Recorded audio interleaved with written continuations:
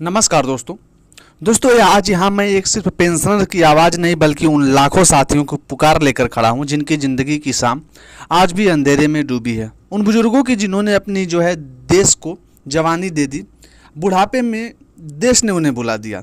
जिनकी आंखों में कभी उम्मीद थी आज उनमें आंसू हैं, जिनके चेहरे पर कभी मुस्कान थी आज वह मायूस है। और उन साथियों की याद में जो पेंशन बढ़ाने की आस में इस दुनिया से विदा हो गए, उनकी आत्मा की शांति के लिए और बाकी बचे साथियों के हक के लिए आज मैं यहाँ दर्द भरी पुकार लेकर आपके सामने खड़ा हूँ।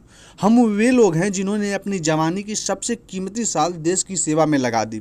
किसी ने रेलवे में, किसी ने बैंक में, किसी ने फैक्ट्री में, किसी ने सरकारी दफ्तर में, तो किसी ने निजी क्षेत्र के कंपनियों में। हमने अपने परिवार से दूर रहकर अपने स्वास्थ्य की परवाह किए बिना दिन रात काम किया। हमने अपने बच्चों को खुशियों के लिए, अपने सपनों को देश की तरक्की के लिए कुर्बान किया।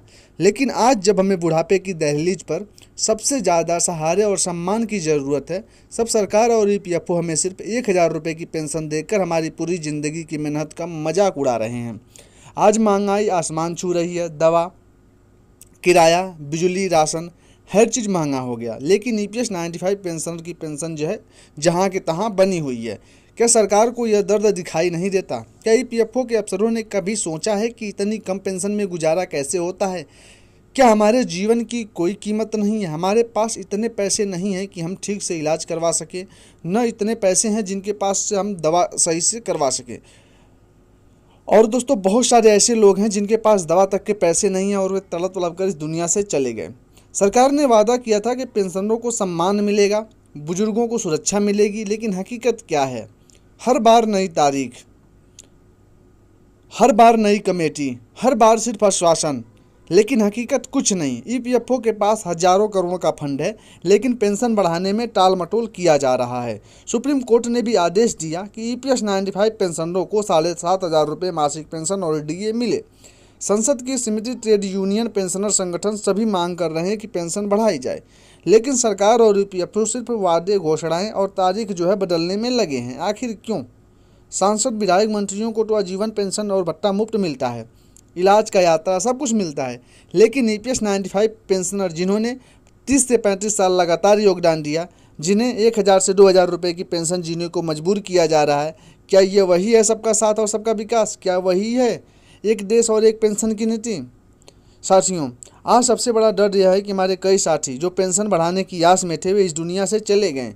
उनकी आंखों में आखिरी सांस तक उम्मीद थी कि शायद सरकार उनकी सुनेगी, शायद ईपीएफओ उनको न्याय देगा, लेकिन अफसोस है कि वे इंतजार में दुनिया छोड़कर चले गए। किसी ने इलाज के अभाव में दम तोड़ा, तो किसी ने भूख और गरीबी के कारण, तो किसी ने अपमान और तिरस्कार के बोझ से।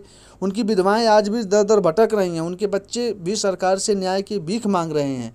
क्या उन साथियों की आत्मा को कभी सरकार उन साथियों की आत्मा कभी सरकार को माफ़ करेगी? क्या उनका दर्द कभी सरकार तक पहुंचेगा? ईपीएस 95 पेंशनर पिछले 15 सालों से लगातार सड़कों पर ज्ञापन दिए, धरने दिए, संसद तक आवाज़ उठाई, कोर्ट में केस लड़ा, लेकिन सरकार और ईपीएफओ ने टस से मस नहीं हुए। हर बार सिर्फ आश्वासन, हर बार सिर्फ झूठे वादे। हमने सोशल मीडिया पर भी अभियान चलाया, लेकिन हमारी आवाज़ को हमेशा दबा दिया गया।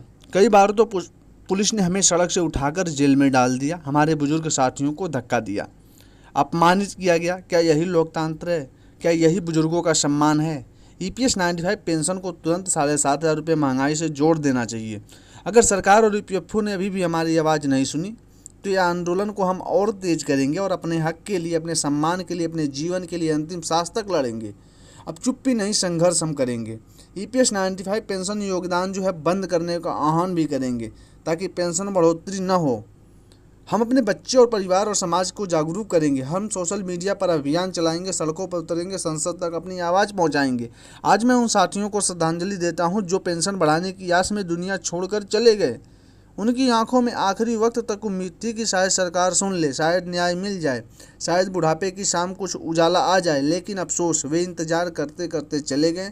उनकी आत्मा आज भी भटक रही है, आज भी उनकी विधवाएं आंसू बहा रही हैं, उनके बच्चे आज भी सरकार से न्याय की भीख मांग रहे हैं। क्या उनका दर्द सरकार तक नहीं पहुंचेगा? क्या उनकी आत्मा को कभी शांति मिलेगी?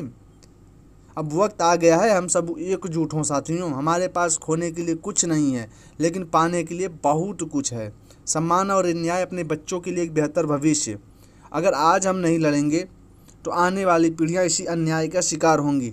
इसीलिए उठो और जागो और सरकार ईपीएफओ की नीतियों के खिलाफ एकजुट होकर आवाज़ को बुलंद करो। अगर सरकार और ईपीएफओ ने अब भी हमारी आवाज़ नहीं सुनी तो हम लोगों को और आंदोलन तेज करना होगा। अपने हक के लिए, अपने सम्मान के लिए, अपने जीवन के अंतिम सांस के लिए सरकार से लड़ना होगा, सरकार से बातें करना होगा, सरकार को